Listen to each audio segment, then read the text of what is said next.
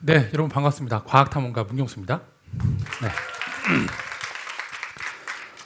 저는 과학을 주제로 탐험을 하는 사람인데요. 혹시 여러분 주변에서 탐험가라는 직업을 가진 사람을 보신 적 있으신가요? 없죠. 네, 저도 없었습니다. 그래서 참고할 만한 롤모델이 없었다라는 거죠. 자, 그런데 제가 어떻게 과학 탐험가가 됐냐면 아주 우연한 기회에 탐험가가 되는 어떤 기회를 마련하게 됐습니다. 자, 제가 한 10년 전쯤에 다큐멘터리에서 나오던 한 과학자를 제가 흠모해서 그분께 만나고 싶다고 메일을 보냈습니다. 자, 근데 그 당시에는 제가 영어를 잘 하지 못했는데요. 다행스럽게도 그 당시에 구글 번역기가 나와서 구글 번역기로 번역을 해서 이 과학자한테 메일을 보냈죠. 자, 근데 놀랍게도 이 엉터리 번역을 읽고 나서 이 과학자가 저한테 열흘 뒤에 만나자고 연락이 왔습니다. 네, 그래서 이제 아주 우연한 기회에 이렇게 만나게 돼서 또 그냥 갈 수 없잖아요. 그래서 또 이렇게 질문할 거를 한 10개 정도 만들어 가기 위해서 또 구글 번역기를 돌렸는데 엄청난 결과가 나왔습니다. 질문이니까 다 의문문이잖아요. 근데 왓이 다 뒤에 가 있는 거예요. 예, 내가 아무리 영어를 못해도 이거는 아닌 것 같지만 어쨌든 그렇게 우욕적 그때 인터뷰를 마치게 됐고 제가 이렇게 집에 가려고 했는데 이 과학자분께서 저한테 그런 얘기를 하시더라고요.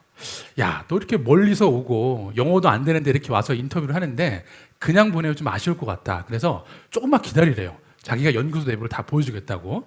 네, 그렇게 이 과학자의 안내를 받고서 한 2시간 정도 연구소를 다 둘러본 다음에 정말 고마운 마음에 큰 절을 올리고 집에 가려고 했더니 이 과학자분이 저한테 이런 제안을 했습니다. 야, 보름 뒤에 각 대륙을 대표하는 나사 과학자들하고 처음으로 탐험을 떠날 건데 너 같이 가지 않을 거냐고. 네, 그래서 아주 우연한 기회에 제가 이렇게 나사 과학자들하고 탐험을 하게 됐고 이게 단초가 돼서 저는 지난 10년간 과학을 주제로 지구상의 여러 곳들을 탐험했습니다. 네. 네. 바로 제가 인터뷰를 했던 그 나사 과학자분이시고요. 자, 일단 제가 이 과학자의 그 제안을 받아 듣고서 처음으로 탐험을 했던 곳이 호주 사막입니다. 자, 호주긴 호주인데 동쪽이 아니라 서쪽에 있는 지구상에서 화성과 지형구조가 제일 비슷한 곳으로 유명한 곳인데요. 자, 지금 화면에 보시는 20명이 넘는 나사 과학자들이 모두 손끝으로 바위 하나를 가리키고 있습니다. 자, 근데 여러분 제가 어디 있는지 보이시나요? 네, 저 맨 끝에 있죠. 맨 끝에 있는데 저 바위에 바로 지구상에서 가장 오래전에 살았던 약 34억 8천만 년 전에 살았던 미생물의 화석 기록이 남아 있습니다.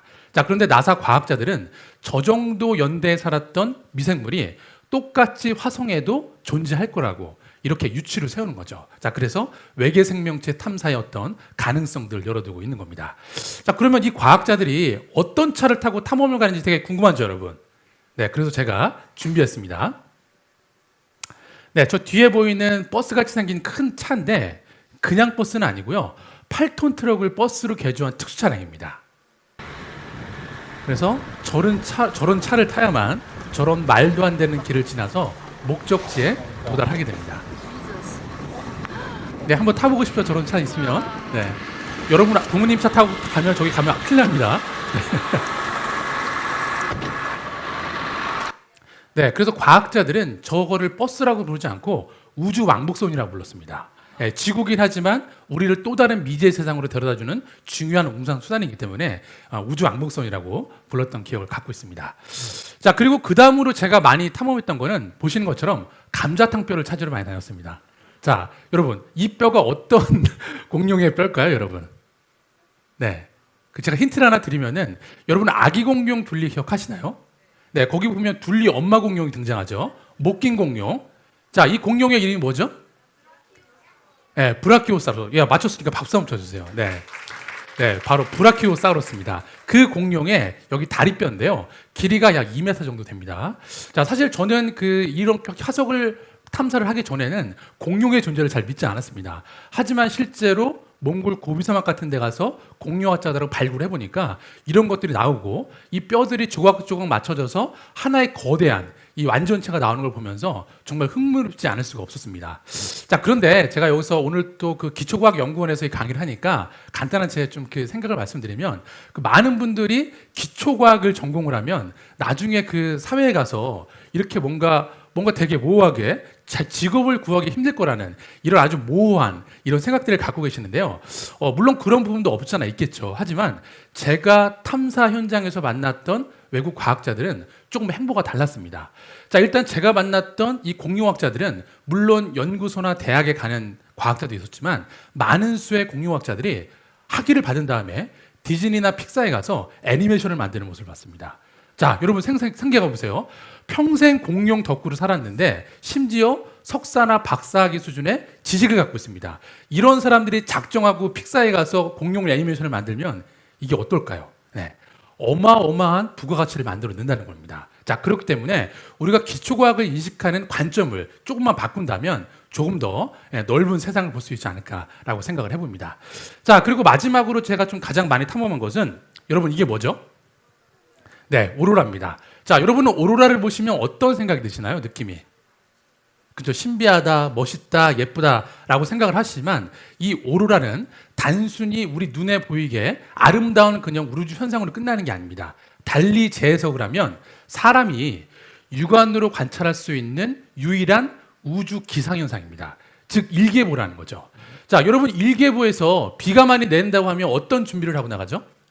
우산을 들고 나가죠. 날씨가 덥다고 나오면 반팔을 입거나 선크림을 바르게 됩니다. 자, 그러면 오로라가 활성화됐다는 얘기 뭐냐면 태양에 있는 흑점 폭발이 활성화됐다는 겁니다.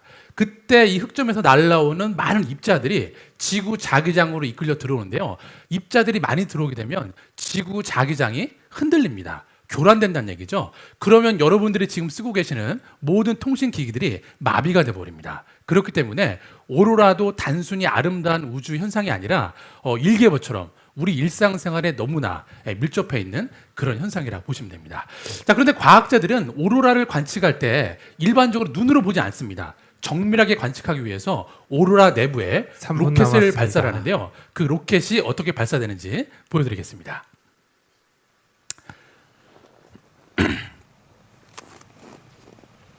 네, 알래스카에 가면 알래스카 대학 페어뱅크스 분교 안에 로켓 발사 시설이 유일하게 있습니다. 지구상에서. 여기가 대학교 캠퍼스 내입니다, 여러분.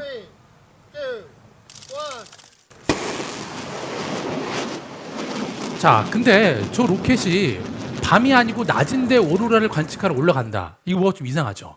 자, 여러분, 물론 밤이 되면 오로라가 더 잘 보이지만 낮에도 오로라가 없는 건 아닙니다. 다만 우리 눈에 보이지 않는다는 부분이죠. 자, 그렇기 때문에 과학은 다른 관점으로 이야기하면 보이지 않는 세계, 보이지 않는 현상을 이해하는 거라고 이해하시면 좋을 것 같습니다.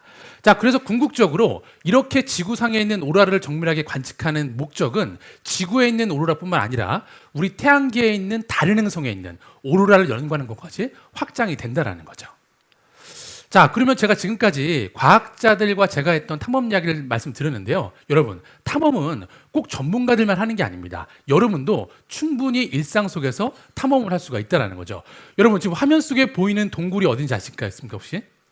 네, 제주도에 있는 만장굴인데요. 자, 이 만장굴은 유네스코 세계 자연유산에 등재될 만큼 어떤 과학적인 가치와 또 여러 가지 보존 가치가 높이 뛰어난데요. 자, 그런 가치도 중요하지만 이 만장굴을 발견한 그 스토리를 우리가 다시금 주목해 봐야 될 것 같습니다.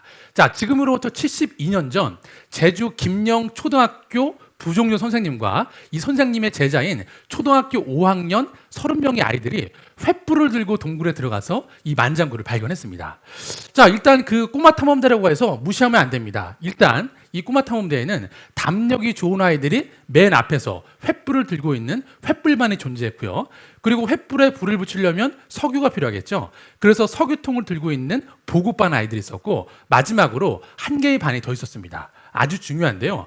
당시에 부종효 선생님께서 아이들한테 이렇게 얘기를 하셨대요. 얘들아, 우리가 여기 탐험 온 이유는 놀러 온 게 아니다. 만약 우리가 이 동굴을 처음 발견하는 거라면 우리가 이 동굴의 길이를 재서 후대에 남겨야만 이게 우리 탐험의 의미가 있는 거라는 거죠. 달리 말하면 지금 과학자들이 하는 것과 똑같은 방식으로 한 겁니다. 자, 그러면 72년 전에 이 만장굴의 길이를 이 꼬마들이 어떻게 측정을 했을까요, 여러분? 자도 없었을 텐데요. 네, 맞습니다. 2m 정도 되는 녹군을 가져가서 한 뼘, 두 뼘, 세 뼘에서 그 당시에 6.4kg라고 기록을 쟀습니다. 자, 하지만 놀라운 사실은 최근에 과학자들이 정밀하게 측정을 해봤더니 7.4kg입니다. 72년 전 초등학교 학생 30명들이 쟀던 그 기록과 오차 범위가 1km밖에 안 된다는 거죠. 자, 이런 것들을 보면 여러분, 탐험은 꼭 전문가만 하는 게 아닙니다. 여러분들도 일상 속에서 어떤 우연한 발견을 통해서 내가 뭔가 생각이 바뀌고 그리고 내가 어떤 관점이 바뀐다면 이거야말로 여러분들이 일상 속에서 할 수 있는 탐험이 아닌가라고 생각합니다. 제 이야기는 여기까지입니다. 감사합니다.